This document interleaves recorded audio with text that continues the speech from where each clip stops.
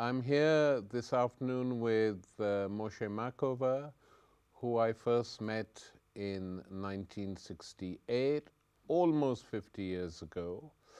And there was a group of them. There was Moshe, there was Akiva Or, there were others who were Israeli dissidents. And that was the first time I had met an Israeli dissident. And Moshe, of course, has been one ever since. So I'm going to discuss the situation in the Middle East with him, Israel's links with the United States, etc. But before that, I'm going to ask him to tell us a bit about his history and how he became what he is. Moshe, welcome. When did you realize that A, that you were political, B, that you were an anti-Zionist? It took a long time. First of all, let me say it's always nice to talk to you, but it was a long process. First of all, I was in a Zionist youth movement in my teens. And then but this, this was a very strange time where the Zionist left tried to combine Zionism with Marxism. So I came across Marxism. I started to read Marxist books. And quite soon, I realized that there was a contradiction, that Marxism and Zionism somehow don't fit together. Tell me now, was the membership of the Communist Party, it consisted of both Arabs and Jews? Yes. That was clear? That was clear, yes. Actually, in my branch, which was in Jerusalem, because I was a student then, there were mostly Jews. But in other branches, in Haifa, for example, it was half and half. In Nazareth, it would be totally Arab. So, but it was an internationalist part. So we got chucked out of the Communist Party. That was in 1962, and we founded a radical revolutionary socialist group called Matzpen. You decided to leave Israel in *68. I didn't decide to leave Israel. I wanted to go away. I had to go away for various reasons, including political ones, because I had small children and we got a lot of death threats and so on. Also for professional reasons, I needed to go out. But my intention wasn't to stay out, was to be in England. I was offered a job, and my intention was to stay here for a couple of years. But as things happen, temporary becomes more permanent. So you settled down here, you remained an Israeli dissident. Yes. And you witnessed from afar the degeneration of Israeli society, a consistent degeneration. Could you explain a bit of that, Moshe? Because, regardless of all the other aspects, when Israel was first created, there was an egalitarian side to it, the whole kibbutz things. Was that genuine or was that fake? It was a mix. It was partly genuine and partly fake. Again, like the youth movement, it combined leftism with colonialism. In other words, kibbutzim, communal settlements run on communistic lines. But only for Jews. But only for Jews. And excluding the youth movement to which I belong actually tried to create a group of young Palestinian Arab citizens of Israel who would also form a kibbutz. But when they reached the point of trying to form a village, they were told, not by the youth movement, but by the land authority, we don't give land to Arabs. Just like that? Just like that. They wouldn't even consider allowing Arabs to join an existing Jewish kibbutz. So that was, segregated.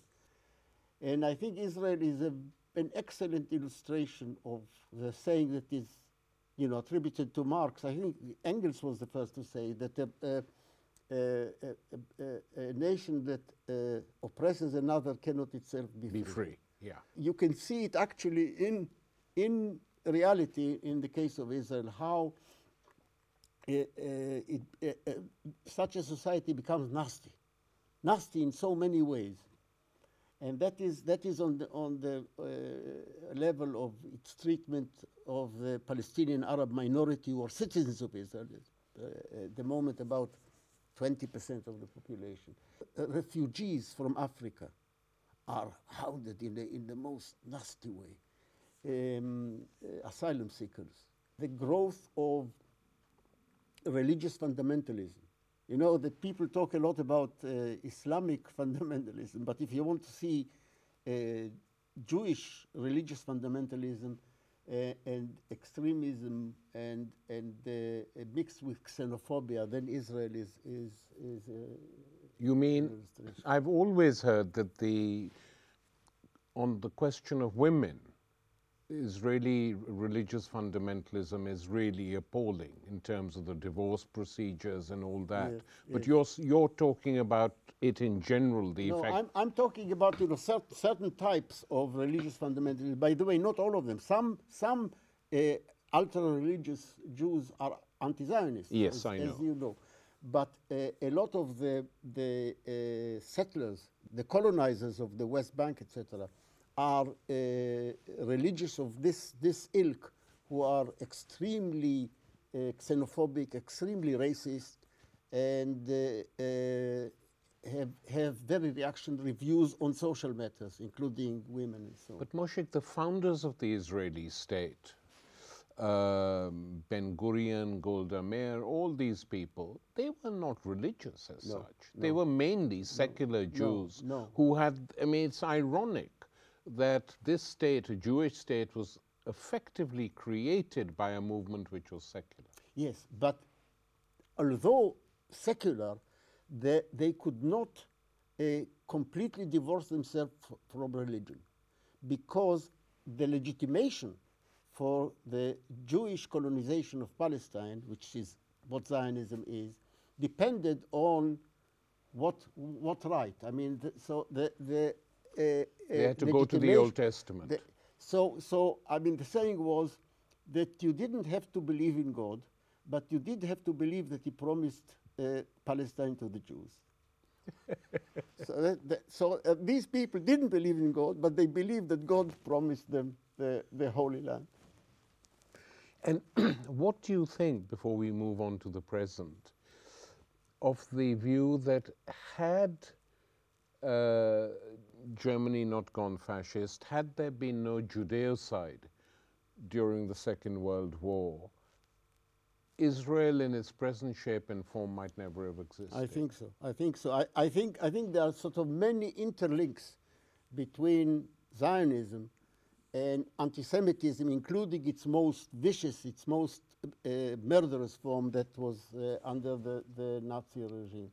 In a rather dialectical form, they actually sort of interact in a way that they help each other, which sort of makes very ironic, sheds a very ironic light on the recent event in Paris, where these people, in what I call the anti-Zionism of idiots, murdered some Jews in a kosher supermarket. And they probably regarded it as their protest against Zionism, but they helped Zionism no end, because that made a lot of French Jews want to emigrate and go to Israel, and they would be colonization fodder. They would, many of them would probably be used to colonize Palestinian land. And Moshe, let's move to the situation today, which is of course quite critical. We have at the moment a crisis brewing, in the sense that, like Bibi Netanyahu, the Prime Minister of Israel, crashed the Paris event, he's now crashing the United States. The American President Obama and Secretary of State Kerry have said, we don't want you here because we don't like you playing the pre-election campaign inside the United States. Netanyahu, ignoring the President of the United States, working with the American Congress, has decided to make this journey and address the Congress, which raises the whole question of Israeli-US relations. What are they and how do they function? Well, they are unique. I mean, the British politicians like to brag that they've got a special relationship. Well, yes and no. that is doubtful. But there is a real special relationship between the United States and Israel. In a region which is very unstable and very prone to changes, Israel is the only reliable ally of the United States. It's more a junior partner than anything else. Some people attribute this relationship to the strength of the Israeli lobby in the United States, which is vast. I mean, it's not only the Jewish part of it, actually many more fundamentalist Christians and so on. But this begs the question, why is it allowed to function? I mean, it has to be beneficial to those who really run the United States. I mean, I don't know if you probably remember Eisenhower's departing speech. Yes, the military-industrial complex. The military-industrial. I mean, he told us, and that is still true. It was true then, that the United States actually, I mean, its policy is actually made by the industrial, the military-industrial complex. They have a lot of stake in Israel. Israel is there. I mean, General Haig, whom you may remember was Nixon's chief of staff. And then he was a commander of NATO. Yes. He said, you know, we like Israel because we support Israel because it is an unsinkable airplane carrier in the Arab world. In the Middle East, yes. And on the other hand, in the United States itself, while of course there are small groups and dissident writers and Jewish dissident groups who oppose it, the bulk of American society accepts it.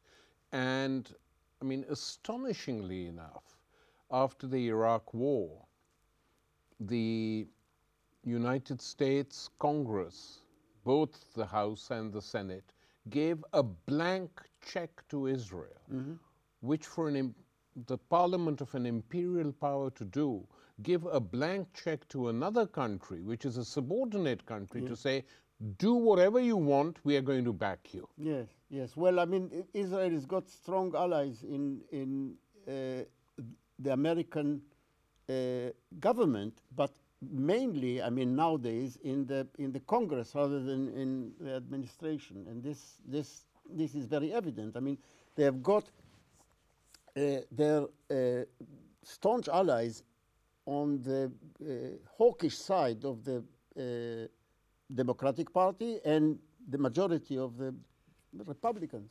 But is this, what is this due to? I mean, I've read American journalist reports saying that the AIPAC, the Israel lobby in the United States, gives a vast amount of money to both Republicans and Democrats when they contest elections or for their needs. Yes, that's true. But as I said before, it begs the question, why are they allowed to get away with it?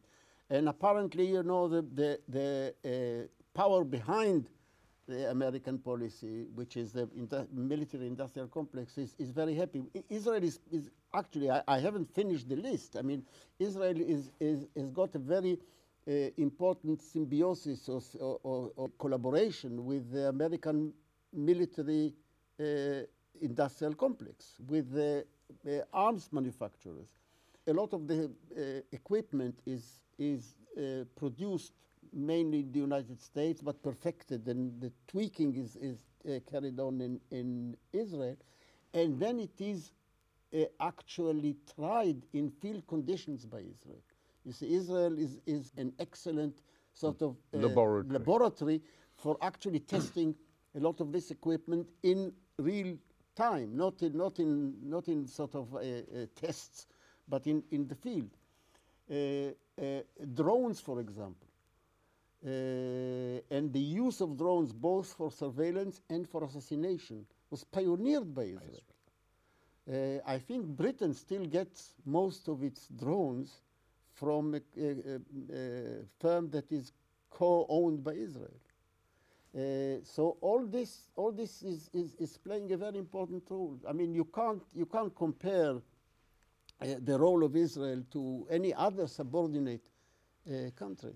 But at the same time as this is going on in the international field, inside Israel itself, Israeli society, unlike in the 50s and 60s or even the 70s, is in terms of wealth very uneven and unequal. Yes, that is new. This socio-economic process, which is similar to what happened across the capitalist world, but is very intensive in Israel because of the huge differences between then and now. The starting point until the 1970s was a very egalitarian, relatively egalitarian society. Among capitalist countries, it was the most egalitarian. Paradoxically, of all the articles that I wrote or co-authored, there is one that is most widely reproduced and most widely read. It was written circa 1970. It was The Class Nature of Israeli Society. You may I have remember read it very well, yes. It was very widely read. And if you read that, I mean, everything else that I wrote from the 1960s until now stands as it is. You can read it now, and nothing much has changed. It's only more so.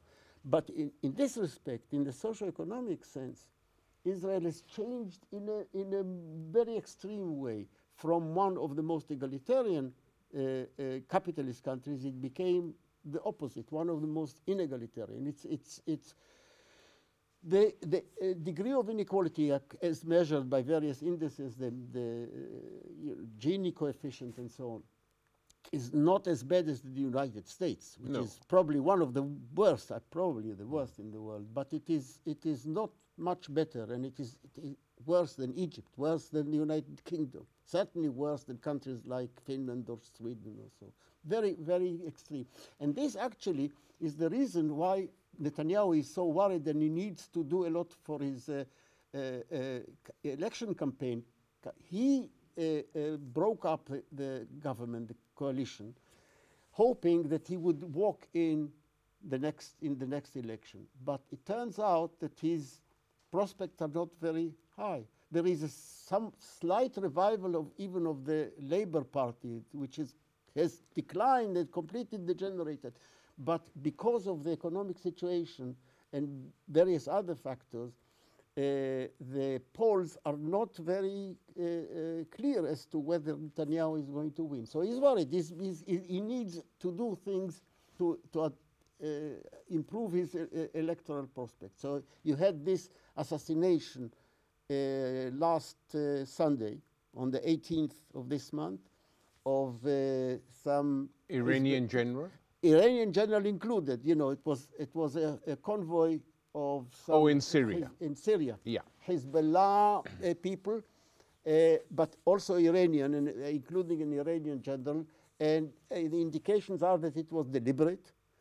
And that was in order to sort of create some fuss. It was tension of war is always helpful for the government, or usually, and as sad experience shows. But also, Moshe, the Israeli state is very accurate, unfortunately, in terrorism when it targets people. You know, Palestinians especially, but not exclusively, it gets them.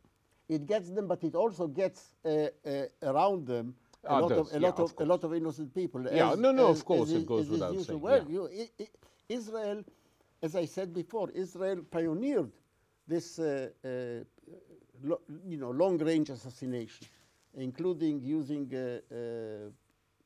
drones and similar methods. Okay, let's come now to, of course, the question which won't go away, I think, for a long, long time.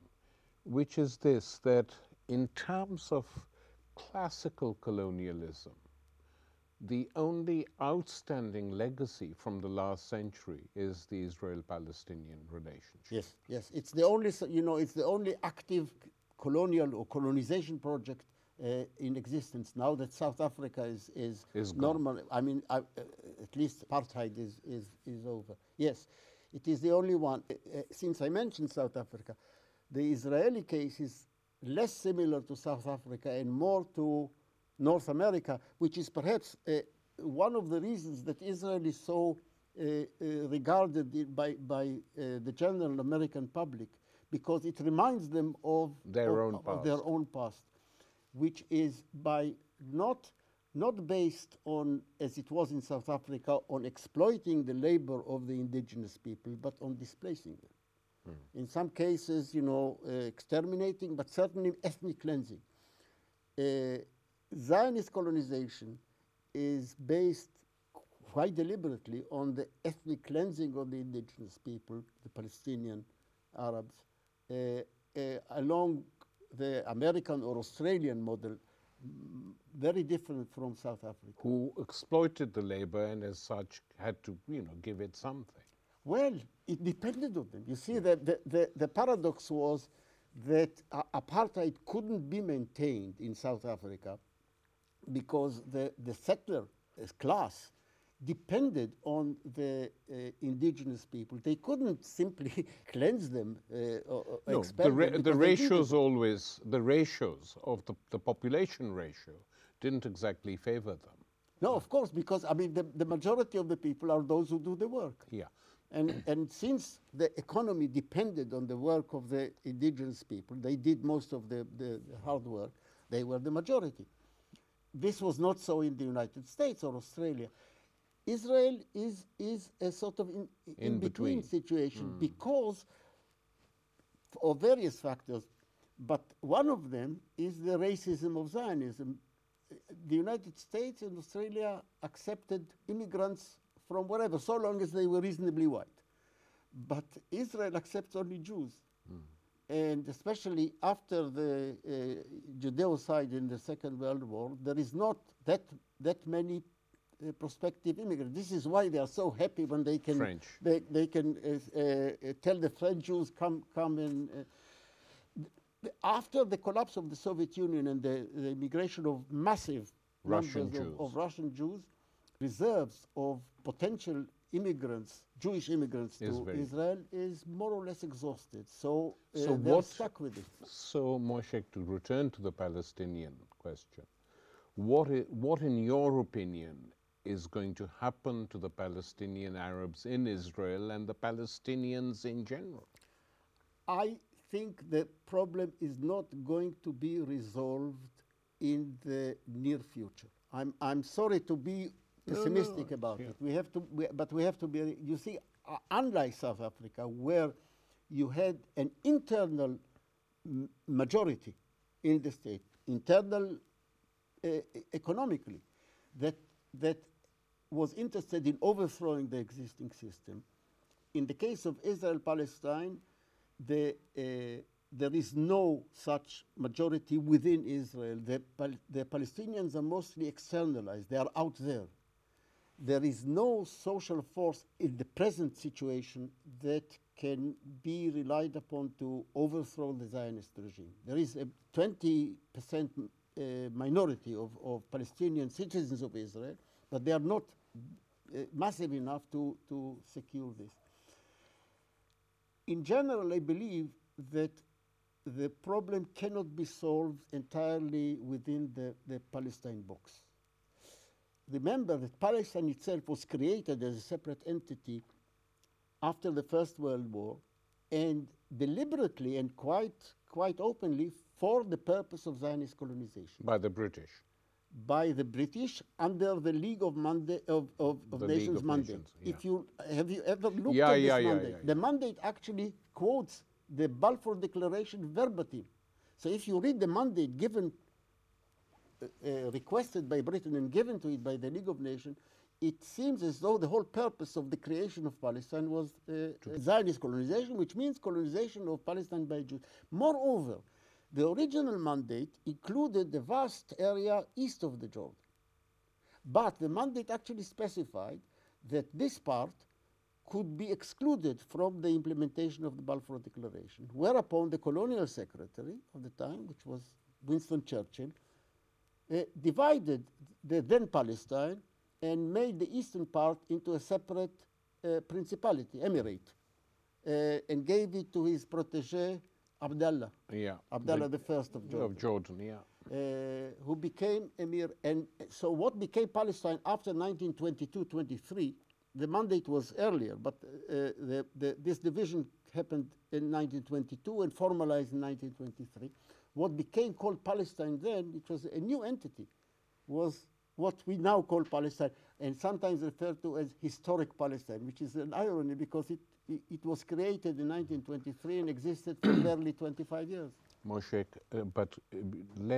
so you're very pessimistic of something emerging from within the region. That leaves... No, not from within the region. I think the region is crucial. I think what the... No, I meant Israel-Palestine. Oh, yes. But you mean the Arab region? I mean the Arab East. I think a solution can only be envisaged in a transformed Arab East, whose preview we witnessed a few years ago in the Arab Spring, which started and collapsed. I mean, this is the way things happen, but it will come again. The last question I would like to ask you is on the campaign now, a global campaign of boycott, divestment, and sanctions against Israel. You were amongst the first people who came up with this idea before it was taken up. Before it was taken up generally by, some comrades of mine and I were sort of pioneers of this, if you like. I think this is, first of all, a moral duty. I think, however, that it is more important in order, to mobilize the people who do the boycott than in order to, overthrow it will not overthrow the state of Israel. On its own. People who think that it was the boycott of South Africa that brought apartheid down are mistaken. It was the internal struggle. Yeah. But it helped, and this is important because every person can actually do it. You don't have to be a political militant not to buy Israeli produce in the supermarket. And when one does it, one, as it were, takes ownership of this struggle. So it is something that self-mobilizes people, and it is important because we haven't had time to speak about it. I think there is a danger before the problem is resolved, which will take a long time, of massive ethnic cleansing of Palestinians in Israel, from Israel and the West Bank. There have been plans to do it. I mean, I'm not talking about, it's not a conspiracy theory. There are documents and quite good evidence that this is a potential threat with plans already made for it. To drive the Arabs out. To drive the Arabs out, because the numerical relationship is not like the United States. Israeli Zionists talk about ethnic peril that is threatening them. They would like to annex the West Bank, but they don't want to. They want to annex land. They don't want to annex the people. And so there is danger of ethnic cleansing. And I think mobilization of public opinion is very important in order to prevent this. I think our role and the role of progressive people around the world is to prevent the worst. I don't think that a solution can be hoped for in the near future. I don't want to raise too much hopes, but it is our duty to prevent something terrible, and this may be possible by mobilizing public opinion. And the BDS campaign is part of it, an important part. Moshe, thank you very much. Thank you.